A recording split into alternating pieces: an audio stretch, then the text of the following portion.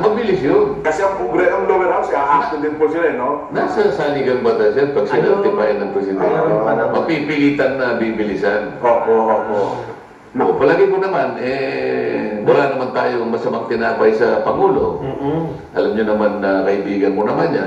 Nakita niya yung mukhang pinanagutan ni Kadan. Tawag sa niya si Kadan. O Kadan, isa-certify natin. O di ganda, di ba?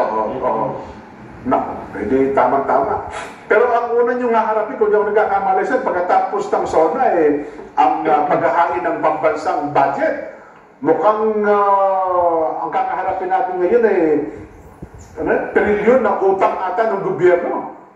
Mukhang ngayon ang problema natin kakaharapin kasi ang ating pambansang budget mukhang hindi naman kaya. Parang 16.9 na yata Yun na nga po, kasi kita natin mukhang hindi yata. Halos 17 16.92. Oo yan, tama ako. Ayan po. Ayan, April 16.75. Ayun, Mayo. Maas. Yes. 16.92. Yan ang sinasabi ko.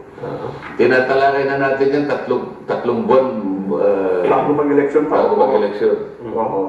Tama o hindi? Tumama tayo. Di ba? Opo.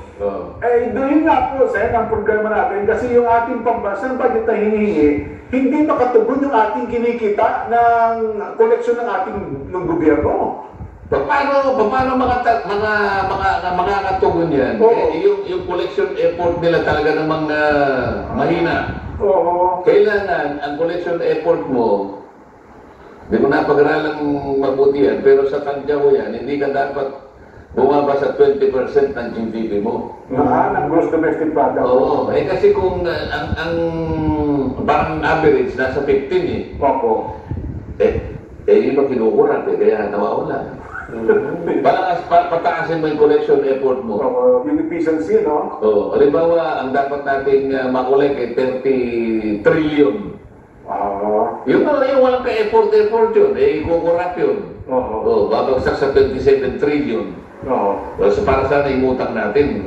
So sobra pa sana tayo. Kung 16 lang yung ating tapos yung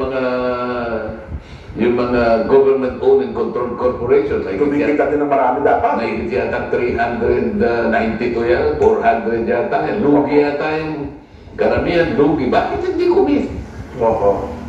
Bakit sabi nga na dapat? Kailangan examinin lahat yan. Yung mga nalulugi, tanggalin lahat yung palitan ng magagaling. Bakit daw yung bakit yung Philippine Ports Authority? Laki na kinikita yan, Paalala nyo nga sa akin para makapag-advertise nila rito, mabait yung PPA.